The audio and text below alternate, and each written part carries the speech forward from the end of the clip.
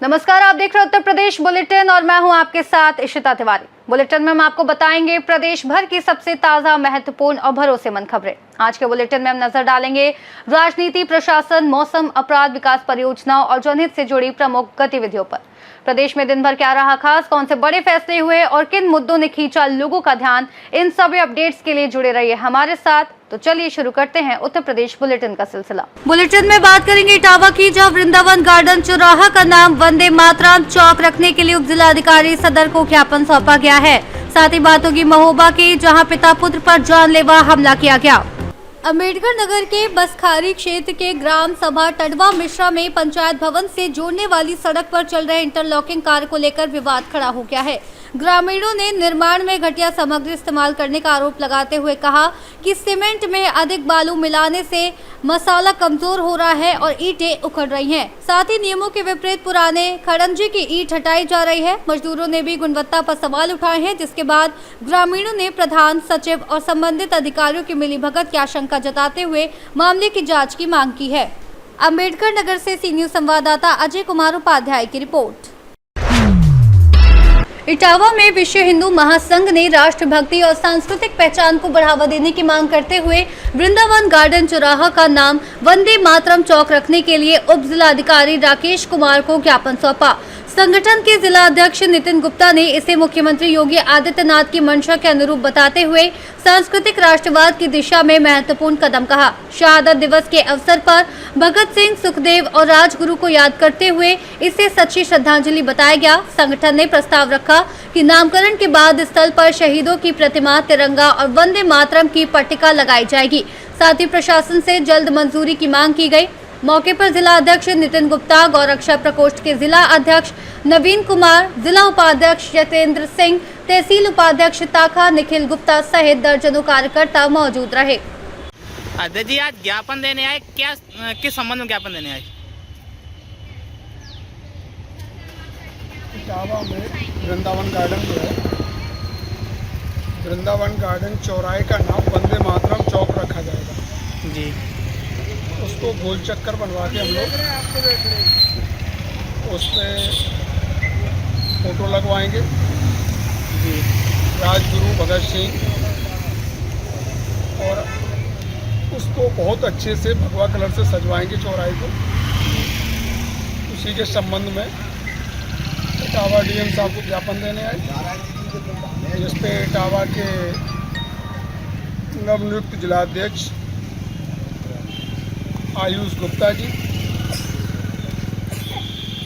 पीयूष गुप्ता जी, गौरक्षा के जिलाध्यक्ष डॉक्टर नवीन कुमार जी और संगठन के सभी साथी, उपाध्यक्ष सत्येंद्र जी, ज्ञापन दिया है। और जल्द से जल्द वृंदावन गार्डन जो चौराहा है उसको वंदे मातरम चौक बनाएंगे।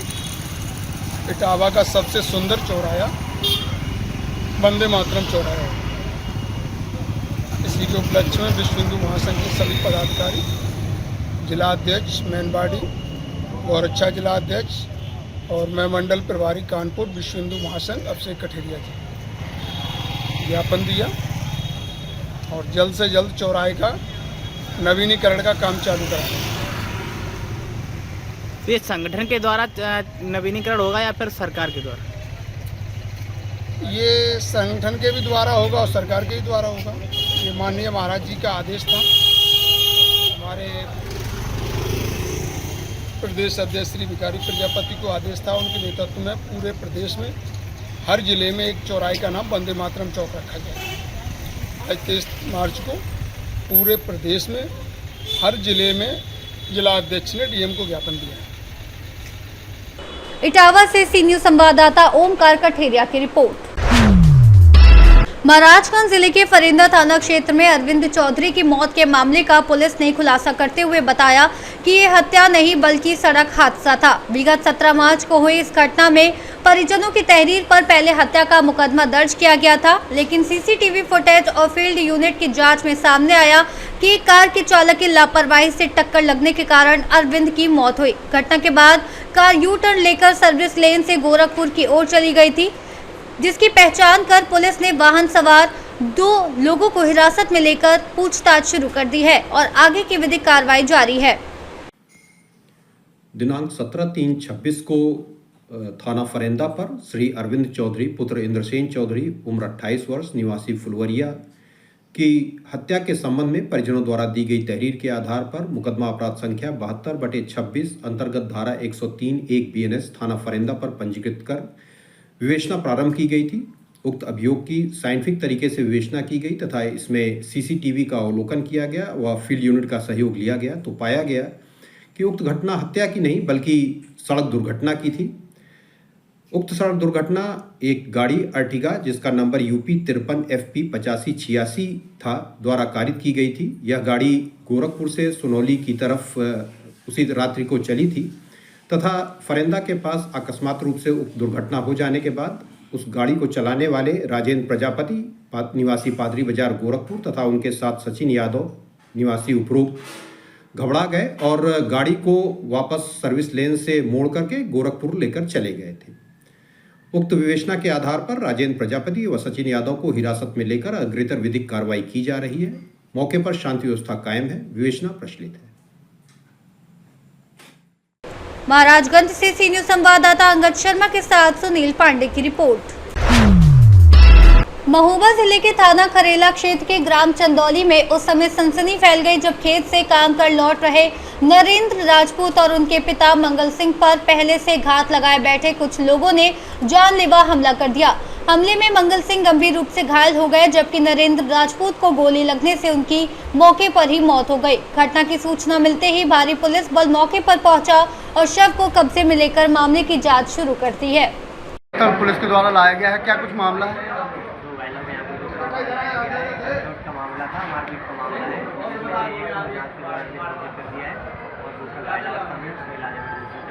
किसी प्रकार गन शॉट हुआ का मामला था और एक जो दूसरा है उसके सिर में गाड़ी मार दी गई है, वो घायल अवस्था में उसके इलाज में। महोबा से सी न्यूज संवाददाता पवन रावत की रिपोर्ट। पूरनपुर नगर पालिका सभागार में चेयरमैन की अध्यक्षता में शासन द्वारा नामित सभासदों का शपथ ग्रहण समारोह आयोजित हुआ, जिसमें विधायक बाबूराम पासवान और SDM अजित प्रताप सिंह की उपस्थिति रही। इस दौरान अरविंद गुप्ता, उपेंद्र भारती, ठाकुर प्रदीप सिंह मुखिया, गुंजन सक्सेना और डॉक्टर मयंक सक्सेना ने सभासद पद की शपथ लेकर जिम्मेदारी संभाली। कार्यक्रम में जनप्रतिनिधियों ने नव नामित सभासदों को बधाई देते हुए नगर विकास में सक्रिय योगदान देने का आह्वान किया। वहीं भाजपा पदाधिकारी, पूर्व सभासद और कई गणमान्य नागरिक भी मौजूद रहे।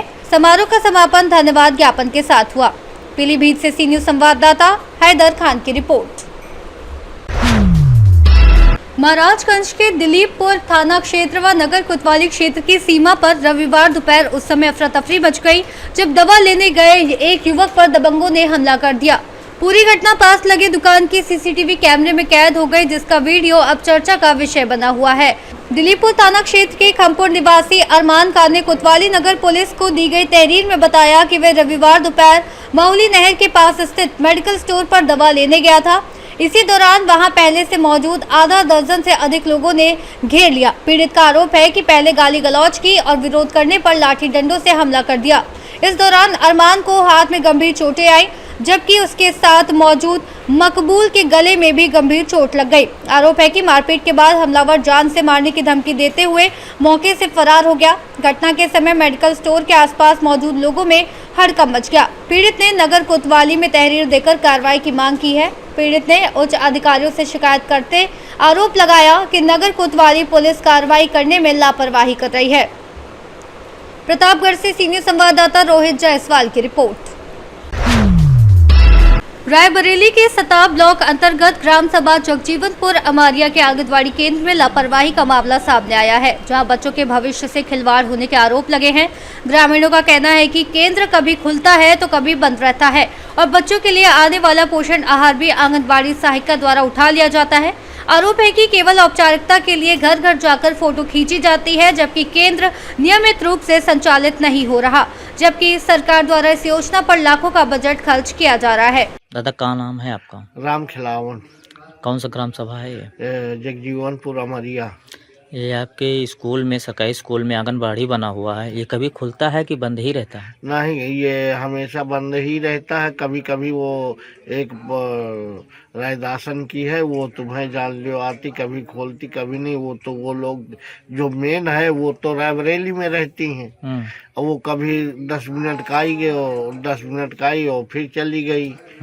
है बात की नहीं है। जो भी राशन पानी भी आता है वो भी तुम्हें जान लो क्या बोलते हैं, कुछ लोगन का दिए, कुछ लोगन का यहाँ तुम्हें जान लो कहें 2 दिन के बाद बटेगा और उसके बाद फिर चली जाती। सरकार द्वारा चलाए जा रहे हैं कि बच्चों के लिए जो है कि राशन किट मिलते हैं आंगनबाड़ी द्वारा। हाँ, तो और बच्चों के घर जाके बुलाया जाता है, बच्चों को पढ़ाया जाता है, वो कार्य करती है कि नहीं? ये सब नहीं करती है। ये नहीं करती है। हाँ, अच्छा। हाँ, वो आते हैं कभी जो 2 दिन में 3 दिन में आती। उनका भाई जब ड्यूटी आप करती है तो वो आप परमानेंट आए ना। बिल्कुल बिल्कुल। और तुम एक नौकर के टाइप में छोड़ दिए, वो भी आता तो भाई जान लियो घंटा 2 घंटा रुकता, उसके बाद चला जाता। उसके बाद फिर टाइम नहीं। जब भाई तुम नौकरी करती हो, तुम्हारे पास टाइम नहीं है तो वो तो लेबर समझो, वो कभी आता कभी नहीं आता।